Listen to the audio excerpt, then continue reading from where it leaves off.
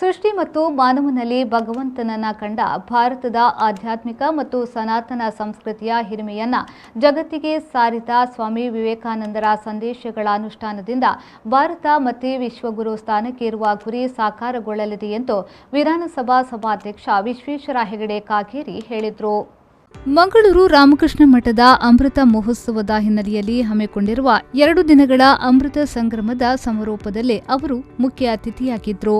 ಪ್ರಸ್ತುತ ಕಾಲಘಟ್ಟದಲ್ಲಿ ನಮ್ಮ ಮುಂದೆ ಅನೇಕ ಸವಾಲುಗಳಿವೆ. ಇದನ್ನು ಪರಿಹರಿಸಿಕೊಂಡು ಮೌಲ್ಯಗಳಿಂದ ಕೂಡಿದ ಸತ್ಸಮಾಜ ನಿರ್ಮಾಣದ ಗುರಿಯೊಂದಿಗೆ ನಾವೆಲ್ಲರೂ ಮುನ್ನಡೆಯಬೇಕು ಎಂದರು.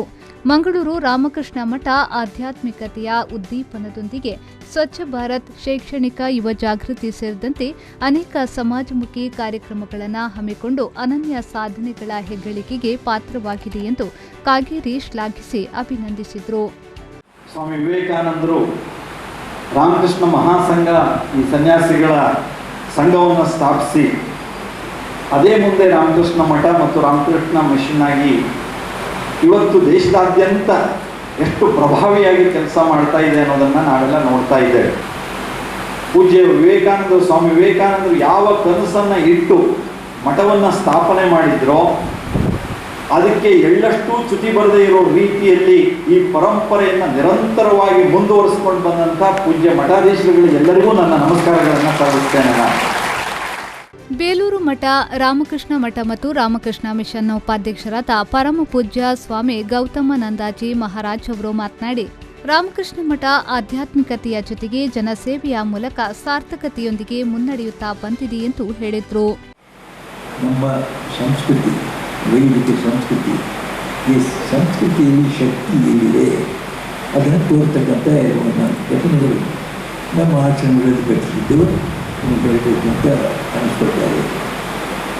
ಪ್ರಾರ್ಥನೆ ಶಕ್ತಿ, ನಾವೆಲ್ಲ ನಮ್ಮ ಮಠದ ಎಲ್ಲ ಕಡೆಯೂ ಮುಖ್ಯವಾದ ಒಂದು ವಿಷಯ ಬೆಳಗ್ಗೆ ಮಂಗಳಾರತಿ, ಸಾಯಂಕಾಲ ಪ್ರಾರ್ಥನೆ. ಈ ಸಾಯಂಕಾಲದ ಪ್ರಾರ್ಥನೆ ಏನೊಂದು ಶಕ್ತಿಯುತವಾದದ್ದು. ಬೆಳಗ್ಗೆ ಮಂಗಳಾರತಿನ ಶಕ್ತಿಯುತವಾದದ್ದು. ಇದನ್ನು ತೋರಿಸ್ಕೊಡ್ತಕ್ಕಂಥ ಒಂದು ಘಟನೆ ಸ್ವಾಮಿ ಅಖಂಡಾನಂದಿ ಜೀವನದಲ್ಲಿ ನಡೆದಿದೆ. ಸ್ವಾಮಿ ಅಖಂಡಾನಂದಿ ಭಾಳ ಇಷ್ಟ ಇತ್ತು. ಸ್ವಾಮಿ ಬ್ರಹ್ಮಾನಂದರು ಬಂದು ಅವರು ಒಂದು ಆಶ್ರಮ ಕಟ್ಟಿ ಒಂದು ನಿವಾರಣೆ ಕೆಲಸ ಮಾಡ್ತಾ ಬೇಕಾದಷ್ಟು ಅನಾಥರನ್ನೆಲ್ಲ ಸೇರಿಕೊಂಡು ಒಂದು 40 ಅನಾಥರನ್ನು ಆಶ್ರಮ ಇಟ್ಕೊಂಡು ಅನಾಥಾಶ್ರಮ ಕಟ್ಕೊಂಡ್ರು. ಆವಾಗ ಸ್ವಾಮಿ ಬ್ರಹ್ಮಾನಂದರನ್ನು ಕರ್ಕೊಂಡ್ರು ಒಂದು ದಿವಸ. ದಕ್ಷಿಣ ಕನ್ನಡ ಜಿಲ್ಲಾಧಿಕಾರಿ ಡಾಕ್ಟರ್ ಕೆವಿ ರಾಜೇಂದ್ರ ಅವರು ಮಾತನಾಡಿ, ಸ್ವಚ್ಛತೆ, ಪರಿಸರ ಸಂರಕ್ಷಣೆಯ ನಿಟ್ಟಿನಲ್ಲಿ ರಾಮಕೃಷ್ಣ ಮಠ ಜಿಲ್ಲಾಡಳಿತದೊಂದಿಗೆ ಸಹಯೋಗ ನೀಡುತ್ತಾ ಮಾದರಿಯಾಗಿದೆ ಎಂದು ಶ್ಲಾಘಿಸಿದರು. ನಮಗೆ ಗೋಡೆಗಳಲ್ಲಿ ಬಹಳಷ್ಟು ಬೇರೆ ಬೇರೆ ರೀತಿಯಾದಂತಹ ಒಂದು ಬರಹಗಳಿರ್ತವೆ. ಮತ್ತು ನಮ್ಮ ಒಂದು ಯುವ ಜನತೆಗೆ ಸರಿದಾರಿಗೆ ತರುವಂಥದ್ದು, ಯುವ ಜನತೆಗೆ ನಮ್ಮಲ್ಲಿರುವಂತಹ ಅಗಾಧವಾದಂತಹ ಒಂದು ಸಂಸ್ಕೃತಿಯನ್ನು, ನಮ್ಮಲ್ಲಿರುವಂಥ ಇತಿಹಾಸವನ್ನು, ನಮ್ಮಲ್ಲಿರುವಂಥ ಸ್ವಾತಂತ್ರ್ಯ ಯೋಧರನ್ನು ತೋರಿಸ್ಕೊಡುವಂಥ ಒಂದು ವ್ಯವಸ್ಥೆಯನ್ನು ರಾಮಕೃಷ್ಣ ಮಠ ಜಿಲ್ಲಾಡಳಿತದ ಸಹಯೋಗದೊಂದಿಗೆ ಮಾಡ್ತಾ ಇರುವಂಥದ್ದು ಡೆಫಿನೆಟ್ಲಿ ನಾನು ಈ ಸಂದರ್ಭದಲ್ಲಿ ನೆನಪು ಮಾಡ್ಕೊಳ್ಳೋದಕ್ಕೆ ಇಷ್ಟಪಡ್ತೇನೆ.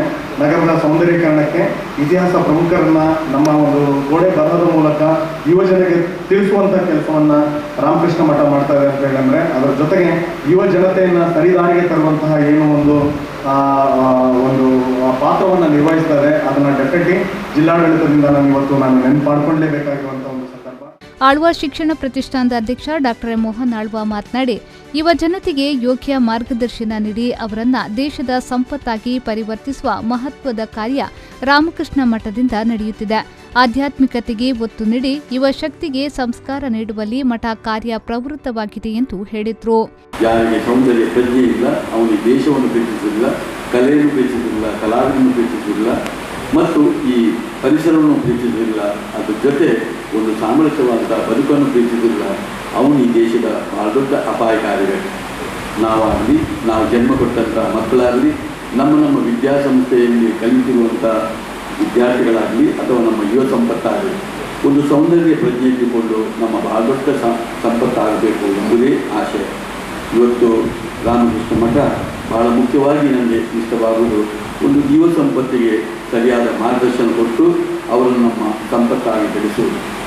ನಮ್ಮ ದೇಶದ ಅಪಾರವಾದಂಥ ನಮ್ಮ ಸಂಪತ್ತೇ ಪ್ರಾಥಮಿಕ ಶಿಕ್ಷಣದಿಂದ, ಅಂದರೆ 6 ವರ್ಷದಿಂದ 25 ವರ್ಷದ ಒಳಗೆ, ಅದು ಪ್ರಾಥಮಿಕ, ಪ್ರೌಢ, ಪದವಿ ಪೂರ್ವ, ಪದವಿ, ಉನ್ನತ ಶಿಕ್ಷಣದಲ್ಲಿ 45 ಕೋಟಿಗೂ ಮಿಕ್ಕಿದಂತಹ ವಿದ್ಯಾರ್ಥಿಗಳು ನಮ್ಮ ದೇಶದಲ್ಲಿ ಇರುವುದು. ಇದು ನಮ್ಮ ಜಗತ್ತಿನಲ್ಲಿ ಬಹಳ ದೊಡ್ಡ ಒಂದು ಸಂಪತ್ತಾಗಿ ನಾವು ಇದ್ದೇವೆ. ಈ ವೇಳೆ ಬೇಲೂರು ಮಠದ ವಿಶ್ವಸ್ತರಾದ ಸ್ವಾಮಿ ಮುಕ್ತಿದಾನಂದಾಜಿ ಹಾಗೂ ಮಂಗಳೂರು ರಾಮಕೃಷ್ಣ ಮಠದ ಅಧ್ಯಕ್ಷರಾದ ಸ್ವಾಮಿ ಜಿತಕಾಮಾನಂದಾಜಿ ಉಪಸ್ಥಿತಿಯಲ್ಲಿ ಸಮಾರೋಪ ಸಮಾರಂಭ ಜರುಗಿತು. ಸಮಾರೋಪ ಸಮಾರಂಭದಲ್ಲಿ ಶಾಸಕ ಡಿ ವೇದವ್ಯಾಸ್ ಕಾಮತ್, ಜಿಲ್ಲಾ ಪಂಚಾಯತ್ ಸಿಒ ಡಾಕ್ಟರ್ ಕುಮಾರ್, ಮಂಗಳೂರು ಮಹಾನಗರ ಪಾಲಿಕೆಯ ಮೇಯರ್ ಪ್ರೇಮಾನಂದ ಶೆಟ್ಟಿ, ವಿಧಾನ ಪರಿಷತ್ನ ಮಾಜಿ ಸದಸ್ಯ ಕ್ಯಾಪ್ಟನ್ ಗಣೇಶ್ ಕಾರ್ಣಿಕ್ ಸೇರಿದಂತೆ ಮೊದಲಾದವರು ಉಪಸ್ಥಿತರಿದ್ದರು. 2 ದಿನಗಳ ಅಮೃತ ಸಂಗಮ ಸಮಾರಂಭದ ಸಾರ್ಥಕ ಕಾರ್ಯಕ್ರಮಗಳೊಂದಿಗೆ ಸಂಪನ್ನಗೊಂಡಿತು. ನಾಗೇಶ್ ಕಾವೂರು, ವಿ4 ನ್ಯೂಸ್, ಮಂಗಳೂರು.